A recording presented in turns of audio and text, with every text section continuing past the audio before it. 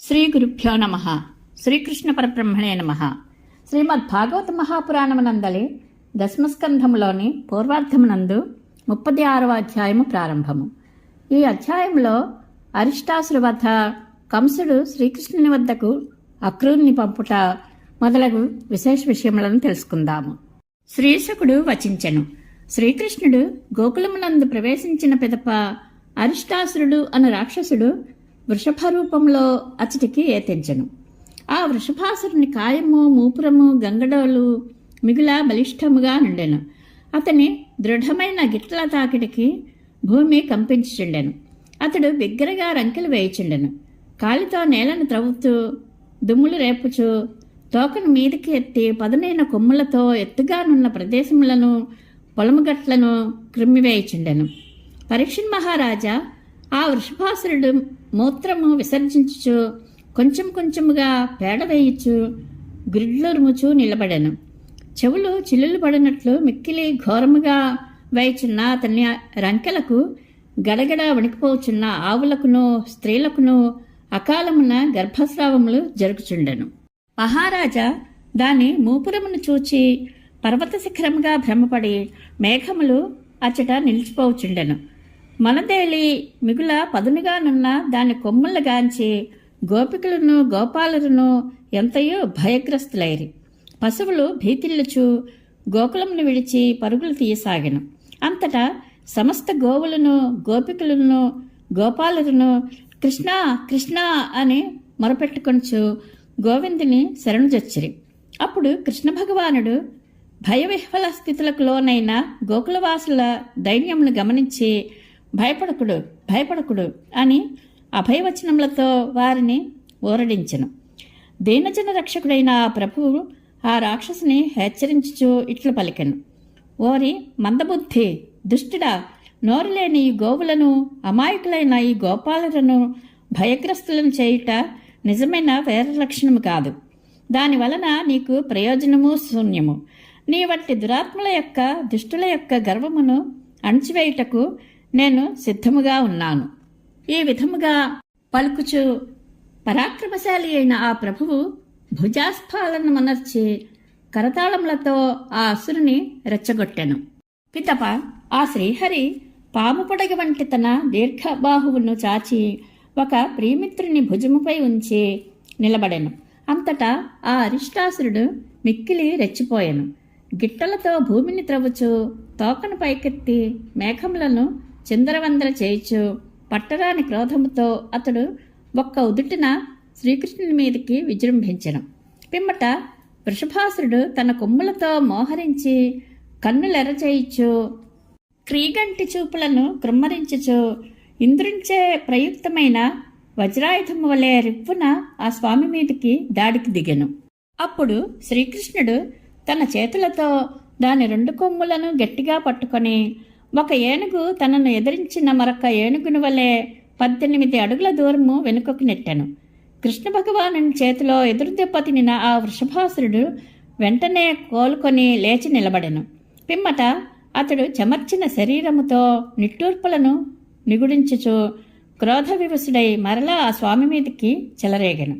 ఆ విధముగా మిడిసిపాటుతో మరలా తన మీదికి విరుచుకొని పడబోచున్న ఆ అరిష్టాసురుని యొక్క కొమ్ములను దృఢంగా పట్టుకొని బలముగా ఒక్క తన్ను తన్ని అతన్ని భూమిపై పడగొట్టెను. పిదప ఆ స్వామి తడిగుడ్డను పిండినట్లు అతనిని పిండివేసి కొమ్మును ఊడబెరికి దానితో పొడిచి పొడిచి మిగుల గాయపరచెను. అంతటా ఆ రాక్షసుడు నేలకరిచెను. అంతటా ఆ అరిష్టాసురుడు నోటి నుండి ముక్కు నుండి రక్తమును క్రక్కుచు మలమూత్రములను విసర్జించుచు పాదములతో గిలగిల కొట్టుకొనుచు కన్నులను తేలవేసెను. పిమ్మట అతడు అవసాన దశావస్థను అనుభవించుచు మృత్యుముఖమునకు చేరెను. శ్రీకృష్ణుడు ఆ వృషభాసురుని హతమార్చినందులకు సంతోషించుచు దేవతలు ఆ స్వామిపై పువ్వులను జల్లుచు ప్రస్తుతించిరి. ఈ విధముగా కృష్ణ పరమాత్మ వృషభాసురుని సంహరించిన పిమ్మట మిత్రులైన గోపాలుర ప్రశంసలను అందుకొనుచు బలరాముతో కూడి గోకులమున ప్రవేశించెను. అప్పుడు గోపికలు కన్నుల పండువగా ఆ స్వామిని దర్శించుచు సంతోషంతో పొంగిపోయిరి. మహారాజా అద్భుత కార్యములను నెరపుటలో దిట్టయైన శ్రీకృష్ణుడు దురాత్ముడైన అరిష్టాసుని వధించి వ్రజవాసులను ఆనందింపచేసెను. అంతటా భవిష్యత్తును దర్శింపగల దివ్య ఋషియగు నారదుడు కంసుని వద్దకేగి అతనితో ఇట్లు పలికెను. కంసమహారాజా, నీ చేతుల నుండి తప్పించుకుని ఆకాశమునకు ఎగిరిన కన్యక నిజంగా యశోద కుమార్తె. వ్రజభూమి యందు వర్ధిల్లుచున్న శ్రీకృష్ణుడు దేవకీ పుత్రుడు. అచ్చటనే పెరుగుచున్న బలరాముడు రోహిణీదేవి కుమారుడు. వసుదేవుడు నీకు భయపడి శ్రీకృష్ణుని బలరాముని తన మిత్రుడైన నందుని వద్ద న్యాసముగా ఉంచెను. నీ ప్రేరణతో వెళ్లిన రాక్షసులను అందరినీ నిహతులను గావించినది ఆ సోదరులిద్దరే. నారదుని వలన బలరామకృష్ణుల ఈ సమాచారములను విన్నంతనే కంసుడు మిగిల క్రోధంతో ఊగిపోయెను. అతని ఇంద్రియములన్నీ పట్టుదప్పెను. వెంటనే అతడు వసుదేవుని చంపదలిచి వాడి అయిన ఒక ఖడ్గమును చేబూనెను. కాని యుక్తియుక్తములైన నారదుని మాటలకు మెత్తబడి కంసుడు ఆ ప్రయత్నమును విరమించుకొనెను. వసుదేవుని కుమారులైన బలరామకృష్ణుల వలననే తనకు మృత్యువు ప్రాప్తించినని గ్రహించి ఆ కంసుడు వెంటనే దేవకీ వసుదేవులను ఇనుప సంకెళ్లతో బంధించి ఆ ఇరువురిని చెరసాల పాలు చేసెను. దేవర్షి యొక్క నారదుడు వెళ్లిపోయిన పిమ్మట కంసుడు కేసి అను రాక్షసుని తన వద్దకు పిలిపించెను.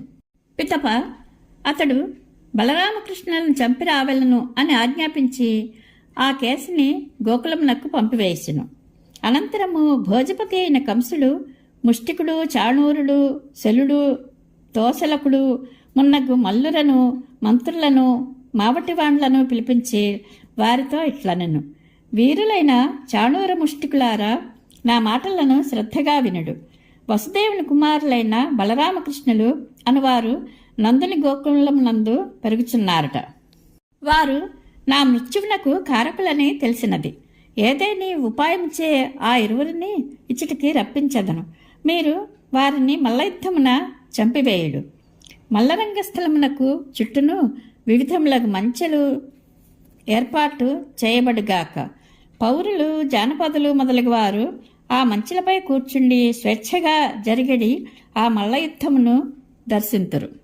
భద్ర, మావటివాడ, నీవు ఏనుగులను నడిపించుటలో చతురుడవు. కువలయాపీడము అను భద్రగజమును మల్లరంగస్థల ప్రవేశద్వార సమీపమున నిలిపియుంచుము. నాకు శత్రువులైన బలరామకృష్ణులు అక్కడికి చేరగానే ఆ కువలయాపీడమును పురికొల్పి వారిని హతమార్చుము. రాబోవు చతుర్దశి నాడు ధనుర్యాగము యథావిధిగా ప్రారంభమగును. మన ధనుర్యాగ సాఫల్యమునకై భూతపతియగు కాలభైరవునకు ప్రీతికరముగా పవిత్రములైన జంతువులను బలిగా సమర్పింపవలెను. పరీక్షణ్ మహారాజా స్వార్థ ప్రయోజనములకై ఉపాయములను పన్నుటలో మేటి అయిన కంసుడు ఇట్లు ఆజ్ఞాపించి ముష్టిక, చాణూరాదులను పంపివేచిన పిమ్మట యదువంశజులలో ప్రముఖుడైన అక్రూరుని పిలిపించెను. పిదప కంసుడు అక్రూరునితో కరచాలను మనర్చి అతనితో ఇట్లనెను. మహాదాతవైన ఓ అక్రూరుడా, నీవు నాకు ఒక సహాయము చేసి పెట్టవలను. భోజవృష్ణి వంశముల వారిలో నీవు నాకు పరమమిత్రుడవు, ఎంతయో ఆదరణీయుడవు. నా హితమును కోరడి వారిలో నీ వంటి వాడు మరి ఒకడు లేడు. సౌమ్యుడా, నేను నీకు అప్పగింపబోవు కార్యము మిగిలా బరువైనది. అందువలన స్వీయ ప్రయోజనములను సాధించుకొనుటలో సమర్థుడైన ఇంద్రుడు విష్ణువుని వలె నేను నిన్ను ఆశ్రయించుచున్నాను. నీవు వెంటనే నందవ్రజమునకు వెళ్ళుము. అక్కడ వసుదేవుని కుమారులైన బలరామకృష్ణులు కలరు. నీవు ఈ రథంపై ఆ ఇరువురిని తీసుకుని రమ్ము. ఇక ఏమాత్రము ఆలసింపకము. శ్రీ మహావిష్ణువును ఆశ్రయించుకొని ఉండడి బ్రహ్మాది దేవతలచే నా మృత్యువు బలరామకృష్ణుల ద్వారా జరగవలనని నిశ్చయింపబడినట్లు విని ఉన్నాను. అందువలన ఆ ఇరువురిని ఇచ్చటికి తీసుకుని రమ్ము. వారితో కూడి తమ తమ కానుకలతో పాటుగా నందుడు మొదలగు గోపాలులను కూడా తీసుకుని రమ్ము. బలరామకృష్ణులు ఇచ్చటికి వచ్చిన పిమ్మట మృత్యుతుల్యమైన కువలయాపీడము అను ఏనుగుచే వారిని చంపించదను. ఒకవేళ ఆ మొదటేనుగు నుండి తప్పించుకునినచో పిడుగుల వంటి మల్లయోధులచే వారిని నిహతులను గావించదను. ఆ ఇరువురు మృత్యుపాలగుటతో వసుదేవుడు మొదలగు వారును వారి బంధువులను వృష్ణి, భోజ, దశార్హ వంశములకు చెందిన తదితరులు మిగిలా పరితపింతురు. వారిని కూడా స్వయంగా నేనే చంపివేసెదను. నా తండ్రి యగు ఉగ్రసేనుడు వృద్ధుడైనను ఇంకనూ ఆయనకు రాజ్యకాంక్ష తీరలేదు. అతనిని, అతని సోదరుడగు దేవకుని, నాకు శత్రువులైన తదితరులను కూడా చంపి తీరదను. మిత్రుడా, అంతటితో ఈ భూతలమున నాకు శత్రువులే ఉండరు. మిత్రమా, జరాసంధుడు నాకు గురువు, ద్వివిధుడు ప్రాణమిత్రుడు, శంబరుడు, నరకుడు, బాణుడు మున్నగు ప్రముఖులు నా సహాయమును కోరుకొంచు నా యందు బద్ధానురాగులై ఉన్నారు. ఈ అందరి సహకారంతో నిన్ను దేవతల పక్షమున నిలిచియున్న రాజులను అందరినీ సంహరించి రాజ్యభోగములను అనుభవించెదను. నేను నీకు చెప్పిన ఈ విషయములన్నీను పరమగోప్యములు. ధనుర్యాగమును, మధురానగర శోభలను చూచు నెపముతో బాలురైన బలరామకృష్ణులను వెంటనే ఇచ్చటికి తీసుకుని రమ్ము. అంతటా అక్రూరుడు ఇట్లు పలికెను: కంసమహారాజా, నీవు మృత్యుముఖము నుండి తప్పించుకొనుటకై చేయుచున్న ఈ ఆలోచన బాగుగానే ఉన్నది. కాని తన ప్రయత్నము ఫలించినను ఫలింపకున్నను మానవుడు ఆ రెండింటినీ సమభావముతో చూడవలేను. ఫలమును నిర్ణయించినది దైవమే.